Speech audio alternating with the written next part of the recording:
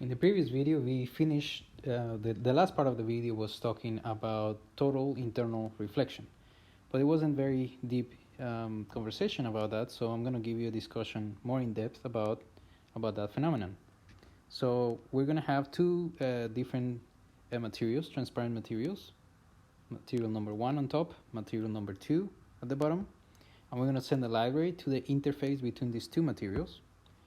Let's say that this light ray makes an angle theta 1 with the normal, and the index x of refraction are n1 for the top and 2 for the bottom. And in this picture, I'm going to assume that n1 is bigger than n2. So the index of refraction of the top material is bigger than the index of refraction of the bottom material. That means that the speed of propagation of light in the top material is going to be slower than the speed of propagation in the bottom material.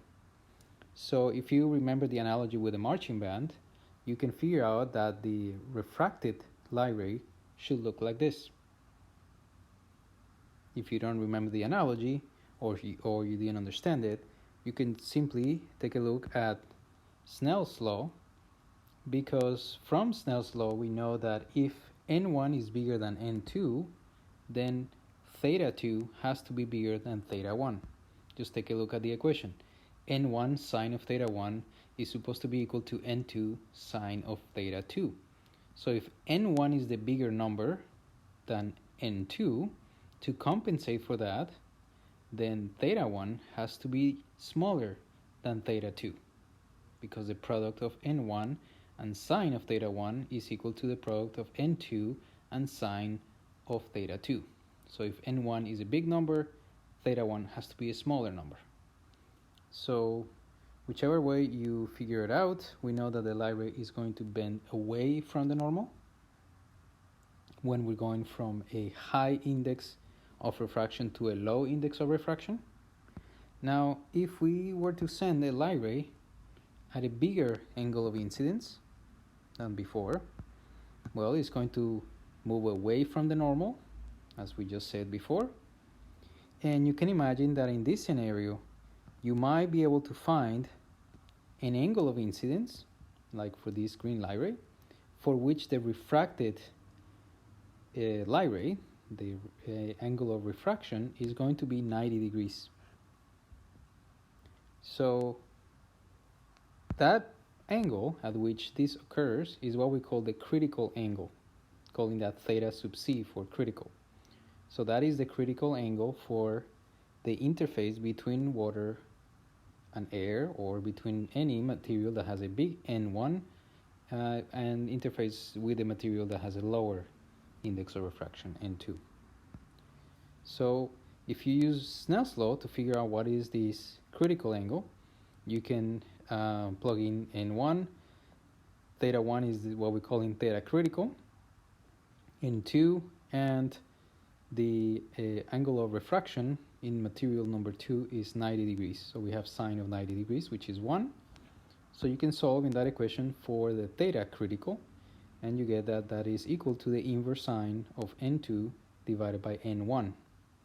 Notice that in this equation, the inverse sine of n2 divided by n1, this equation only makes sense if n2 is smaller than n1. Only if the argument of the inverse sine is smaller than 1. If you don't believe me, try in your calculator inverse sine of 2. See what you get. So what happens if we send the light ray at an angle bigger than the critical angle? So if we try to solve from Snell's law, if we try to solve for the angle of refraction to find out that what angle is the refracted light ray in medium number 2, you will find that if theta 1 is bigger than the critical angle, when you plug in your numbers, you'll find that the right-hand side of this equation is bigger than 1.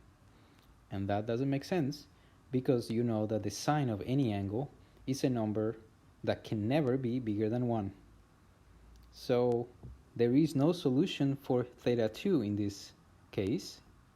Therefore, we do not have a refracted light ray, and all we have is a reflection happening at the interface between material 1 and material 2. So the interface between these two mediums is it's behaving as if it was a perfect mirror. There is no loss in this interface, and it just behaves like a mirror. So what are possible applications of this? Well, if you have light moving in a material that has a high index of refraction, then you can trap this light to keep it inside this material. This is what a fiber optics cable is going to do. In a fiber optics cable, what you're transmitting is information using laser beams. So the laser beams are shot inside of the cable, and because the index of refraction of the cable is bigger than the surrounding material, if the laser beam is shot at an angle with the normal that is bigger than the critical angle, it would be reflected perfectly at the interface. So that way we can sort of channel this light, or form like a pipe for light in which there are no losses due to reflection on the walls of the pipe.